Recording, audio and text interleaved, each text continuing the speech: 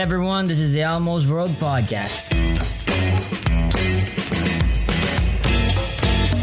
Bringing to you mind-blowing interviews with guests from all over the world. So settle down, relax, and enjoy the show.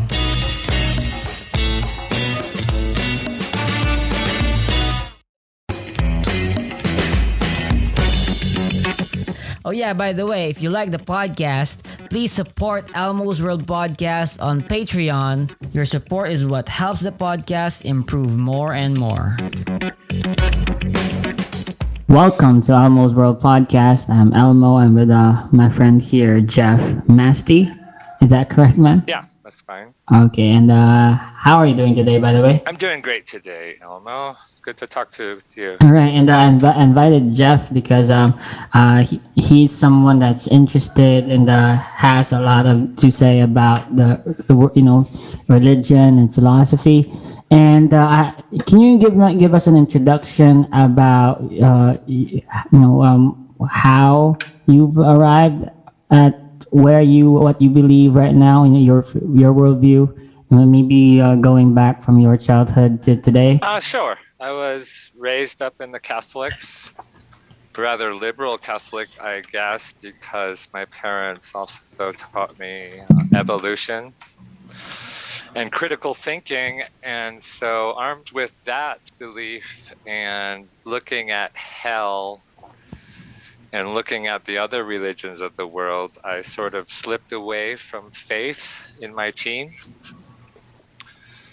So, and then I dabbled around with different religious views or experiences. I've had a lot of different religious experiences, like Taoism and the Kabbalah.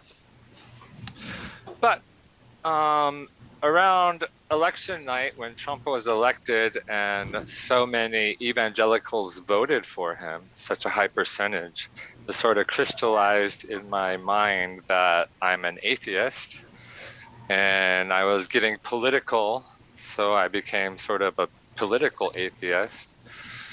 And now, since I'm sort of stepping away from that a little bit, spending less time on Facebook and just more time doing other things. And I'm sort of here defending what I think is a neutral position, which is not any particular position, but I'm ready for pushback on that. If you're ready to give it, Elmo? Definitely. Okay.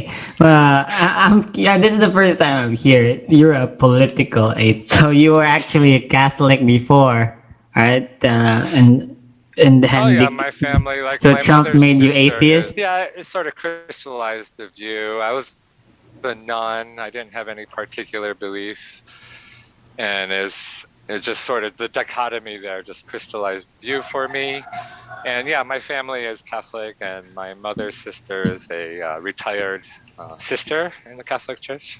Okay, so can you tell me how that sort of worked, right? Like, how did it crystallize? Like I said, armed with the belief in evolution, in the Catholic tradition, at least for my experience of it, was that you would look at the Old Testament stories, and these were parables, because the Catholic Church will allow you to believe in evolution if you want to, since Vatican II or whatever that is. And so that's how I was raised. So I was looking at the Old Testament as parables, and I had this infinite wisdom God just plop down these rather grotesque parables in the Old Testament. And that wasn't working out for me in my teens. And like I said, I couldn't sustain the belief in eternal conscious torture. It doesn't seem like hell, doesn't seem very realistic in my view. And then I started studying world religions and their artifacts and their cultures and societies and their mechanisms, and it all just looked the same to me. Christianity and the other religions started looking the same, armed with evolution. And So that was it. I looked around in church and everybody had their heads bowed and they were praying. And I said to myself, these adults here, they're just pretending, right? It's for the cultural views of these to get together on Sunday. But I had come to realize now that's not true for at least 90% of them, right? There's probably some people in church who are just there for the cultural reasons, the pressure. But yeah, there's a lot of believers. But I wasn't one. I stopped believing in my teens. And I had other things on my mind at that time with puberty and drugs and, music and everything. So I just dabbled around from there for a while until I became an atheist on election night, 2016. Interesting. Okay. So, what particular arguments did you engage probably online on Facebook with evangelicals? Probably with the MAGA crowd, right? Oh, I guess I just run through the arguments in a sort of cycle. Perhaps propagandistically, I don't know. There's always the argument from evil. And I like to use this argument from absurdum, which just displays the Bible artifact from my worldview and over in a kind of ridiculous light. And that's what I use often. Argument ad absurdum. So, in a way, like because it appears funny or absurd, then it's wrong. Or it's a tribal artifact. It's it's a deep part of our culture. It's an amazing work, the Bible. I enjoy reading it, but it's not divinely inspired. I wouldn't know how to begin to qualify some text as divinely inspired. Okay, so problem of evil, the absurdity of the Bible. What else? What else? Like sort of arguments did you engage in that sort of crystallized your atheism? Oh, besides what I said earlier, I like to argue with young Earth creationists, but you're not asking about that. Are you asking about what I put out on Facebook or what? Okay, if you were a disbeliever before, right? Like as you mentioned that as you were a teenager, then I guess it more so in the public arena. That's when became clear to you that you would actually be publicly an atheist, because of the election. I wanted to get involved politically and the religious aspects of my conservative opponents served like a juicy target for me to engage and lever things around, maneuver. You don't believe that there is a God, right? I don't hold that belief. I don't necessarily disbelieve. I tell people that I'm 5% confident in some kind of pantheism, generic goddess type deal, but I don't know what that would be. I don't see particular signs of it. So you're an agnostic, mostly. Yeah, 95% doubt the pantheistic proposition. Can you tell me the specific reasons as to why you just don't think that there is a God out there, even if it is like a deity? Because I wouldn't know which one it is. There's so many to choose from. And like generic God that doesn't interact with me is totally possible. I don't see one interacting, so whatever, I got bills to pay and children to raise and all of that. I see. So you sort of found it irrelevant. Yeah. There is a possibility, right? As you mentioned, that there is a God out there that doesn't interact. And there are sort of eternal consequences to this, I guess possible ones, right? So why not sort of put focus on this more, right? How would I focus? Like I have this magic 8-ball here, and if I focus and I shake the 8-ball, would it tell me which which are consequential actions and which aren't? Because we're talking about a God that doesn't interact. So how would I know? I'm not a psychic. Possibly, yeah, I do agree, right? So when it comes to this, when you are searching for the truth, right, and you face the fact and accept the fact that it is possible that there is a God out there, but that just doesn't interact, right? And so as a human being, you would have to be honest with yourself and find out, gather the data to determine, like, has this God ever interacted with us? Right, like when you're talking about when I studied all those world religion and I studied the Bible in depth, that research like that you're talking about. That would count, sure. You definitely, Okay. Yeah. Cool. So when you did that, right? So this, I think this means that you're a deist, I guess, like, but in like, you would consider deism as a fact, but you wouldn't go as far as to say that, like a classical theist God, the three omnis and then a personal one, right? You don't see any reason that one could exist. Elmo, I said 5% confident in some kind of generic God and 95% doubt. If you call that a theist, then go ahead, but I don't really see it like that. So if you eat, like, I guess, like, so part of you disagrees with yourself, right? That Sure. Okay. Everything's a degree of confidence. True. Definitely. And I try to reevaluate my confidence levels based on new evidence coming in. Say that there is, as you said, there's just a 5% possibility that there's a deist God out there, right? And the 5% is enough to consider all the data. And as you've said, you've taken a look at all the world religions. But so here's the thing, though, like, how sure are you that your method in determining which religion has the right God, or which one, or if there is actually none that is supposed to work out? How do you know if you're right about this? Oh, I have degrees of confidence. I don't. So,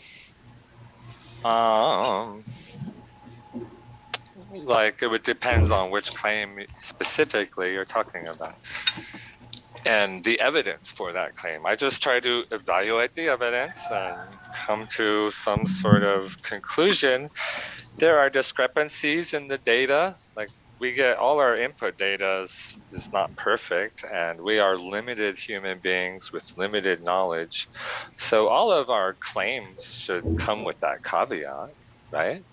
So, like, I don't know for sure my methods are true and proper, but it's the best stuff I have to go on. If you're going to introduce something different, like, how would you sell it? What are the points, the deficiencies in my methods that your methods do better? That would be what I would be asking if I'm going to, change. Definitely, yeah. Granted, that would make that point too. And so when we talk about degrees of confidence, right? So that means that there is no certainty in any claim that you're going to make, right? So, like, we might be in what do you call it? A simulation.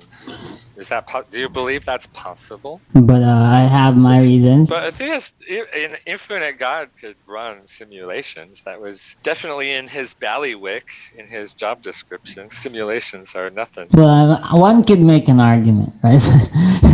But so I guess my question for you, right? Like, if you have no certainty on whether or not God exists or does exist, right, and you remain to be convinced that he exists, so if you are going to make let's say a claim that the Bible is absolutely nonsense. I make claims. I try to restrict claims to evidence claims.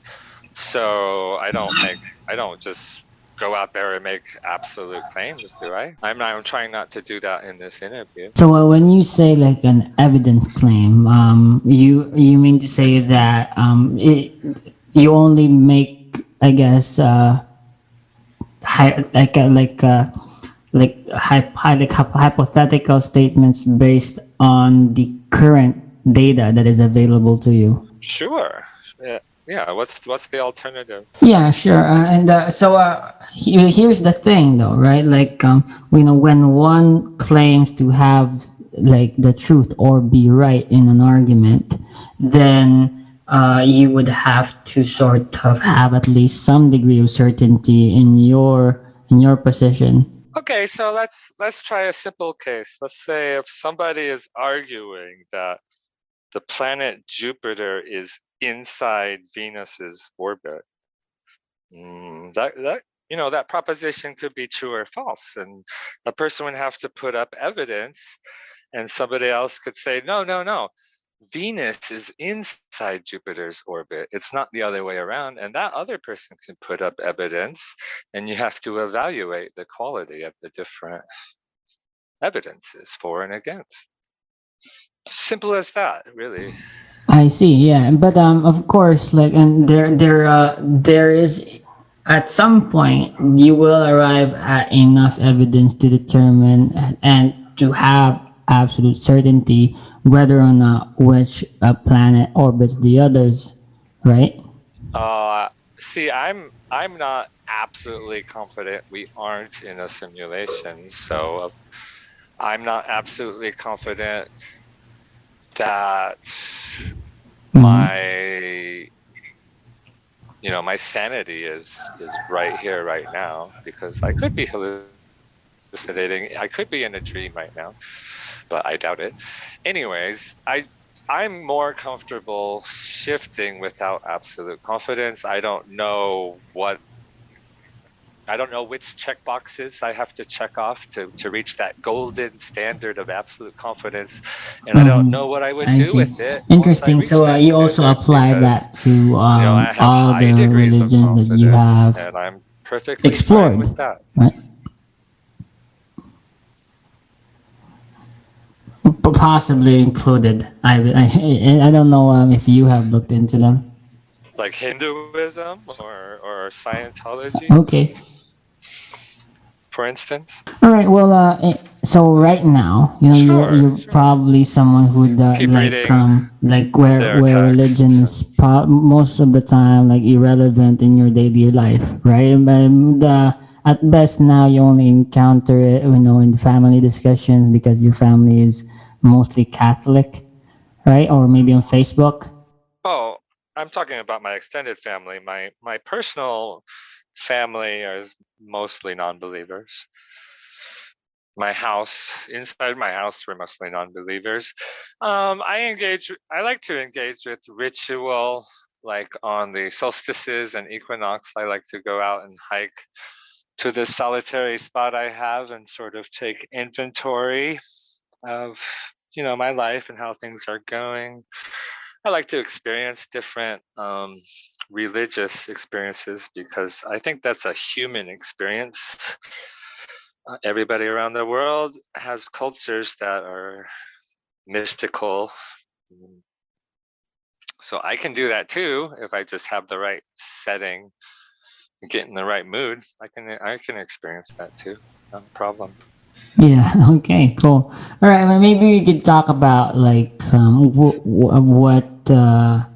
how you see the world and the things that you have high degrees of confidence, right?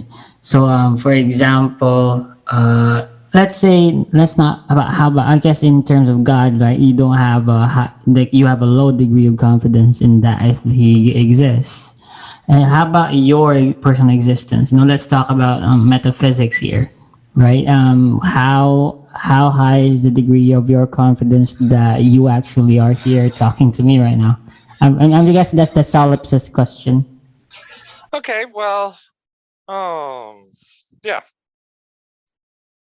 I'm not absolutely confident that hard solipsism is false.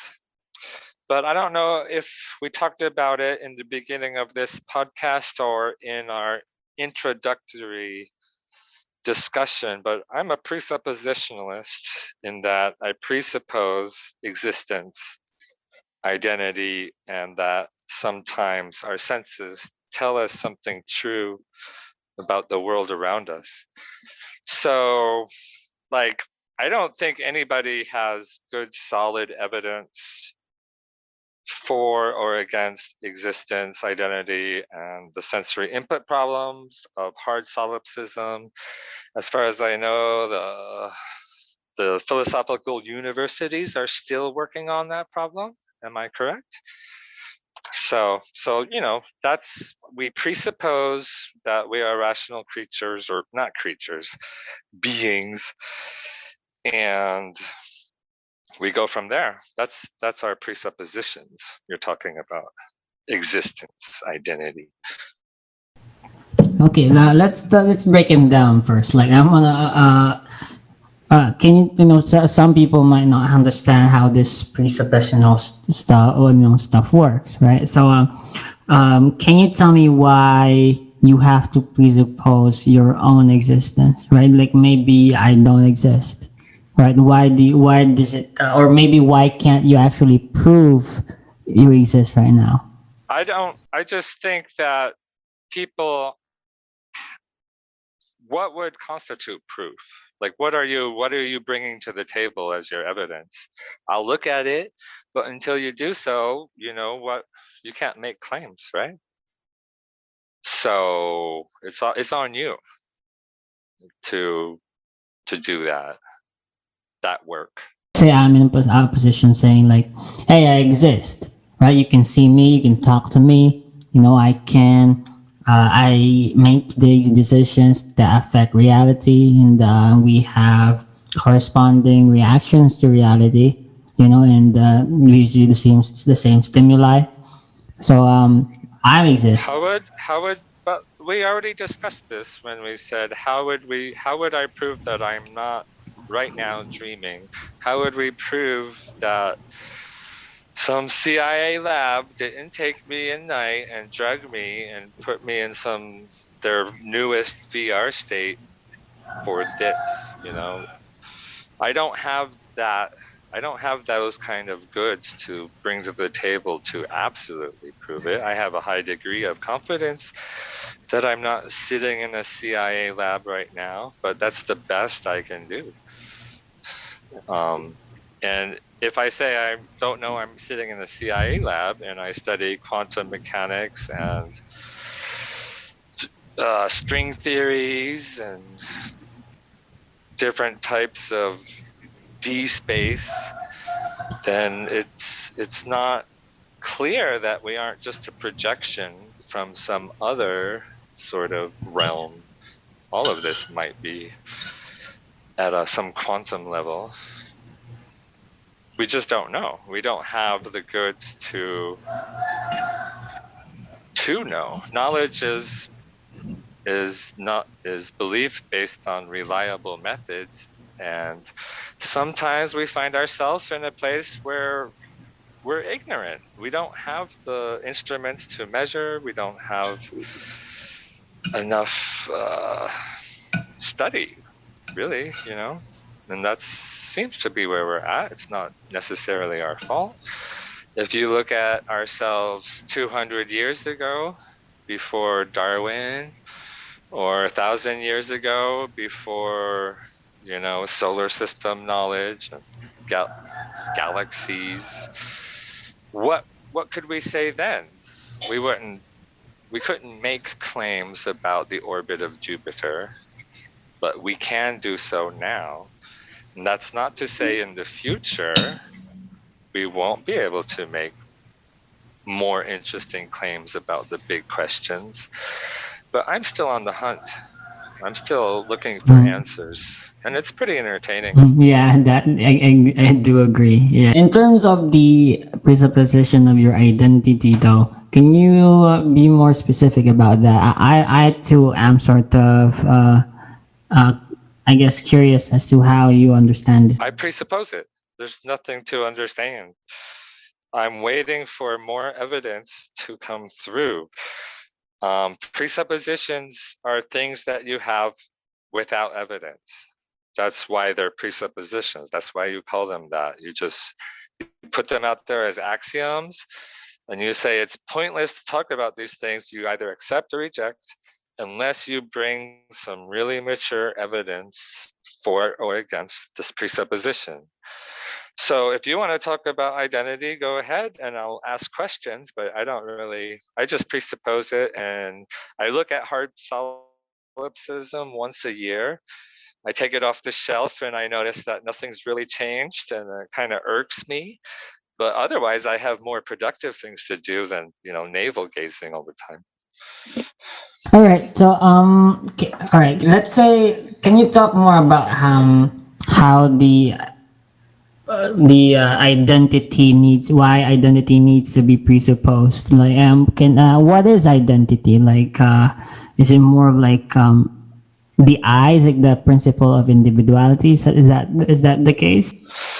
Well, the way I put it is, in order to talk about a God and existing, that word existence, and in order for you to not believe that I am your God, we have to, at a lower step, we have to accept the concepts of existence and identity, because you might think I exist, and you also don't think that I share the same identity as your God. So, like, we're in agreement here. We should move on and talk about other things. These are presuppositions. And I guess I just wanted to understand more, and get more a detailed description. But yeah, all right, I do agree that these things have to be presupposed. Yeah, and they just prove I'm not in a CIA lab under drugs-induced hallucinations, then these won't be presuppositions anymore. They'll be evidenced, fancy claims. Actual evidence claims are preferable to presuppositions. And how about like the principle of sufficient? I forgot. Anyways, okay, let's move on. All right, so in terms of the metaphysics of the universe, right? Do you what's your opinion on? I guess what are your views on consciousness? Are we a panpsychist universe substantially consisted of the same material as consciousness? Oh, I'm open for further evidence either way. I'm pretty undecided. I asked my wife last night if she's worried if deep down, under all the layers of sophistication and processes, if we aren't all just a cheap calculator inside going bleep, bleep, bleep. Materialist. If there is no spirit, if she worries about that, because she believes in some kind of spirit thing. It's rather vague what exactly it might be, but I'm not against the idea. I just don't believe in it. Does that make sense? I'm open to the concept. But I don't see the evidence for it. So you're a materialist for now? Like if we play, for instance, if we play a game of pool together, billiards, when you try to get the 8-ball in the pocket. If I'm not a materialist and I'm playing that game with you, what might I be and how would it affect our game? Would I be some kind of spiritualist and like hope for some miracle on the pool table? I'm not sure. But no, I'm pretty much a materialist, I'm not expecting your pool ball to pass through mine and just magically go into the pocket. I expect the game to be based on skill and some luck. And so let's say let's talk free will, right? You presuppose identity, and that means there is a you, right? There is an I, and is this I able to bypass the deterministic nature of our universe and actually have this free agency. Seems like it. I mean, if you're talking about personal experience, yeah, totally.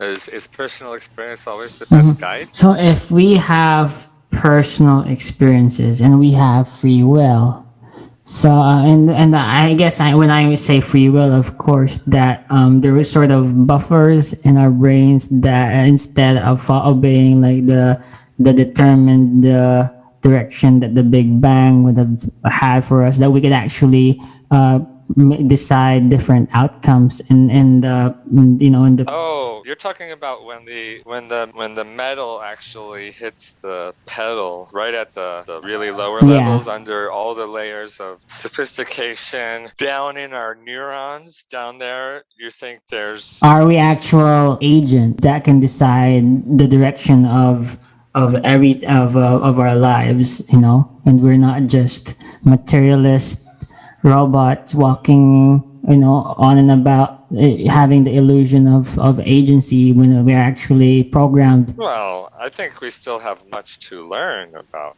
how our brains work. Do you think we have our brains all? Well, I presuppose agency. I'm not a brain scientist. Okay, well, sure, you can presuppose agency if you want to. And I just be wondering, like I can pick between McDonald's or Taco Bell, whether I. Yeah. So Jeff, do you in like the below all the layers of sophistication, right? And this presupposed self, the identity that you and I have from your worldview, does this have agency? How would you define agency? Do you define agency in a materialistic sense or in a supernatural sense? Materialistic sense. Sure. Like my dog has agency. Even though he's old and blind, he still has desires and whims and attitude. So we in a way, in a materialist world such as ours, when it's purely mathematical, and there is something happening in our brains, like there's a phenomenon there that sort of like can decide on its own whether or not we could obey or like determine the future and everything. Can you please repeat that? I kind of got lost in these concepts, but yeah, just one more time. Yeah, okay. So in our mathematical universe, right, that it's pure, if it's purely materialistic, and all the atoms in our brains are actually just cause and effect, and we are not actually free this seems to me that you hold the compatibilist view on free will. Well, I'm just not very knowledgeable in this area. When I presuppose identity and existence, you asked me earlier to specify more clearly, or it is a little fuzzy. And mainly it's just to get around hard solipsism so we can go into productive conversations. I presuppose that hard solipsism is false. Yeah, but I believe that free will is as essential as hard solipsism, right? Like okay, so yeah, I'm trying to tie that in together. So when we say identity, and if we're talking about free will, and I'm sorry, well, I said I don't know. Nobody knows really how the brain works. We're waiting on more information on how the brain works. You can presuppose free will if you want to, but I don't feel the need to do that. I'm waiting for answers to be shown to me by further exploration. But you just said that your dog has agency. You did make the claim that to some level we as living organisms have. There's so many layers of complexity in our brain that we don't understand, and many things are lost in translation when we're going down from down into the synapses. And what we observe up here at this level of consciousness is, it feels like it has this feeling of agency, but it an might illusion. be an illusion, like consciousness. For instance, dolphins have very large brains for their body mass, and much of their brains are used for processing But what do you sound think, though? waves inside their brains. But we use much of our brains for creating this echo, which we call consciousness.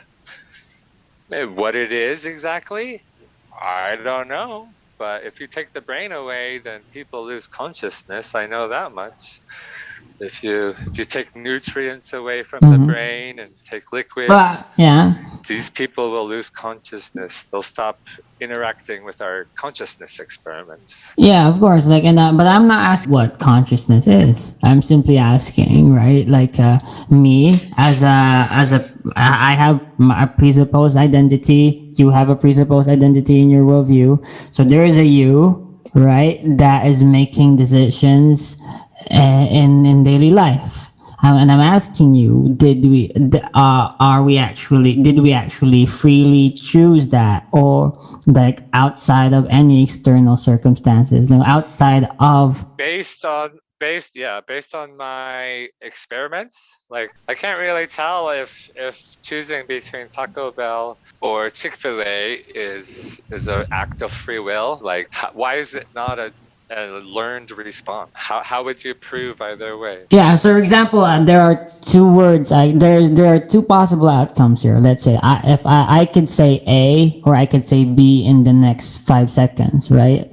1, 2, 3, 4, 5, B. I chose that randomly, like absolutely randomly. There was no reason for me to choose A or B, or like there's no percentage, it's just purely random, right? Those are two outcomes that I decided for myself. You claim so, but what's your evidence? Well, you could put it in a thought experiment, right? Like in a thought experiment where there are two doors that's so random, right? I could decide either one. There's like it's pure 50-50%. How do you know it's not? How do you know it's not environmental conditioning? How do you know it isn't something you ate this morning? Well, gave you a different neurotransmitter mix, and But if you presuppose identity, right? So my identity is I'm everything in this box, or I'm this thing, right? It's probably in constant flux, but it's me because I'm this identity in your worldview. So this identity decided independently of external forces, A or B, right? So I would say that this is the way, this is how agency works, right? And how free will works. We decide the outcomes. The free will question is very interesting, and like I said, I'm still waiting on more proper evidence, and as such, I have to be able to engage in both ways. So if you want to go the free will route, and you want to ask me something from that that place, I can play along with that. See where we go. And I guess if we presuppose it for the sake of this argument, let's just presuppose free will. You include it in your list of the things that presuppose now. Yeah, so I would say that would go like this: is if you presuppose hard solipsism is false, which I do for usefulness, then you're saying it necessarily follows that free will exists, is basically what you're saying. Yeah. Otherwise, you can make a choice on that, whether you accept free will or not. If you presuppose that hard solipsism. Well, you could be a presuppositionalist and still, not be a determinist, right? Like, there are ways around that, and okay, so I guess it is essential because a friend of mine had had a funny discussion with someone who was like a pure, I guess, determinist, right? He said that he has no free will, no agency, and it was just pure robot, in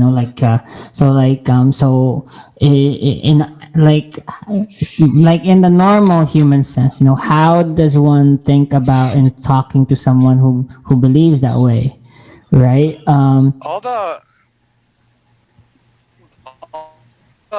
clean, isolated, repeatable evidence I can produce it's all deterministic.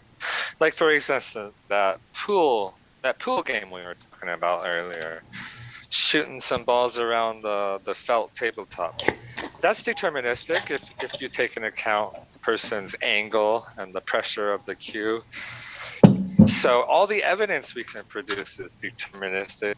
You can, strut out there and put your shoulders out there and say, non-deterministic is a thing, above the quantum level, of course. Yeah, but what can you produce for evidence? Well, okay, well that consists of like most of the universe, but in some parts of the universe that like human thought, psychology, right? There are things that we cannot make testable predictions about and we cannot like put a human being in a laboratory and make predictions on how they would react, right? We actually is this might be a problem with our instruments. Every day we're building better microscopes, we're building more sensitive detectors on those neurons. Every day we're fixing more mental diseases that are physical, I'm sorry. So maybe we just haven't gotten to that stage yet. Maybe. Just because we haven't gotten there. Yeah, maybe. Yeah. It's open-ended question. Yeah, maybe. But in this sense though, right? If you are going to present, an argument of self, right? And then this self is it's like this being or entity that going. I'm not presenting an argument. I'm presupposing it. That's unevidenced. I'm just presupposing it, and you can presuppose it or not. You can do what you want. I'm just telling you that I presuppose it. I'm not presenting evidence. I'm not presenting an argument. These are in my sets of presupposition. What's yours? Yeah, I actually agree with you. I actually presuppose these things too, right? And I'm just asking you some questions to understand this. I'm not going ahead and claiming that I can prove the identity or if we could, then they wouldn't be presuppositions. Exactly. Yeah. Evident conclusions. Exactly. Which I think are greater because you have more tools to decipher what's going on with epistemology and everything. When you're dealing with presuppositions, you're really in the dark, I think. Yeah, but I guess what I'm sort of looking for is the coherence of your presuppositions with these concepts like free will and morality, and because free will is I guess it's really, you can't really separate that from morality, right? Because in order to have some morality, you need to have beings that actually act and decide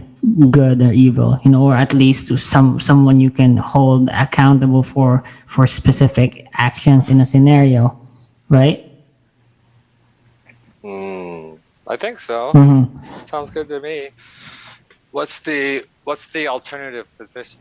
Well, you could be a nihilist and say, well, there's no me, there's no meaning in life, there's no morality, there's just a materialist universe, and we just happen to exist. Well, a lot of times in my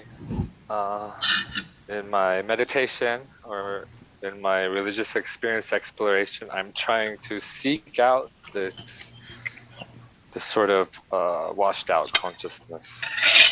And what it is, I don't know what it is, but now if you to bring that to your earlier point, with nihilists, nihilists, I'm open for evidence either way on that. I'm not placing any bets. Well, I go about my daily life. Of course, right? If we have free will, and I just don't know at the detailed level in our brains where there's billions of interactions going on per second. What's actually going on there? That's where the answer lies. That's right. Wouldn't you look there to answer your question? Definitely. And I'm very, I actually see something that's sort of a trend in your worldview, right? It is that you always go back to, your everyday life. It's not relevant for you, you, of course, you have to pay the bills, and like everybody does, right? We have to, proceed with and continue with our lives, no matter the consequences or the entailments of our philosophical worldviews. And I think this is relevant to why you presuppose things. If someone is actually just purely after the evidence, right, then you wouldn't be a presuppositionalist. Because if the only thing that can convince you of what is true is if there is enough data to actually have a high degree of confidence in it, then what's your data to prove that hard solipsism isn't real? Nothing. You presuppose that it isn't real, right? Right. So what I'm seeing is that you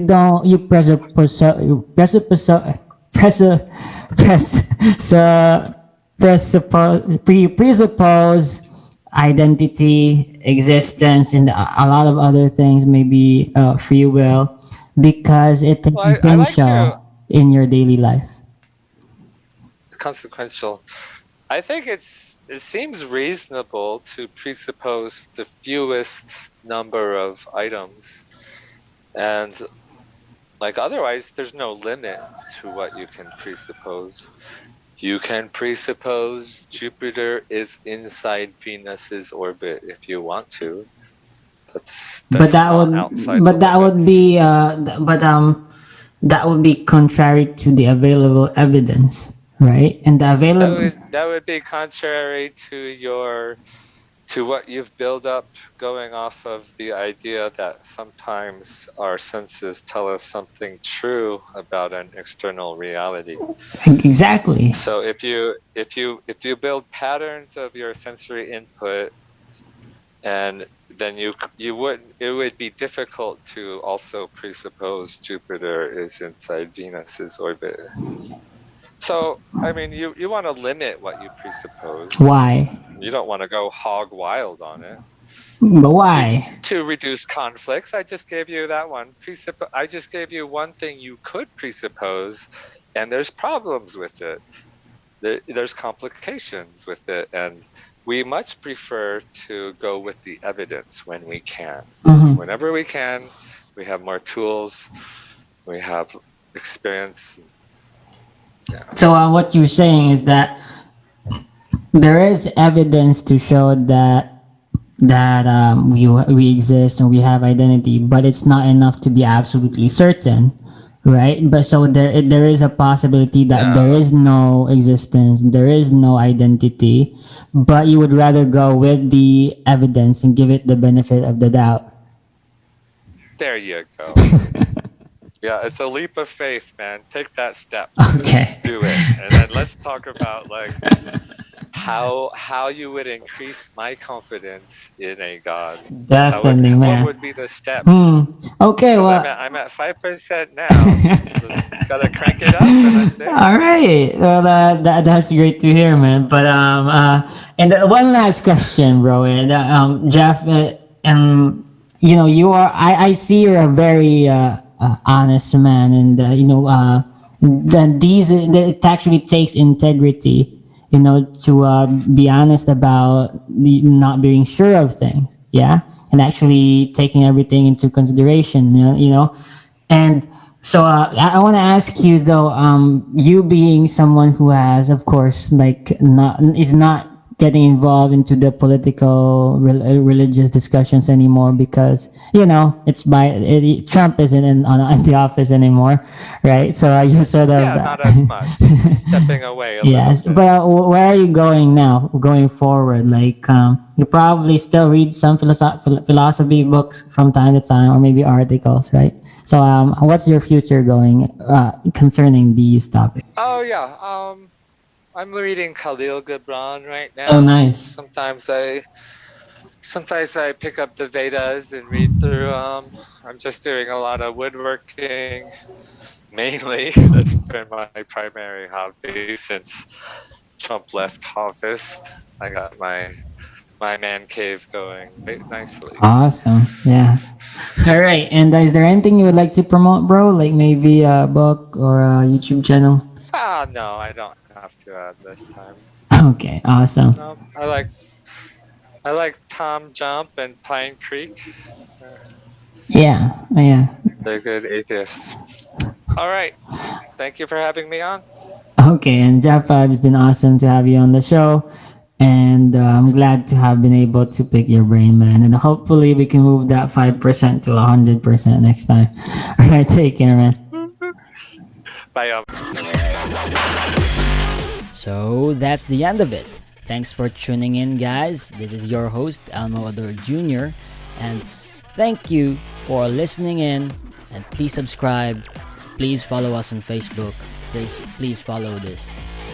Please. Thanks.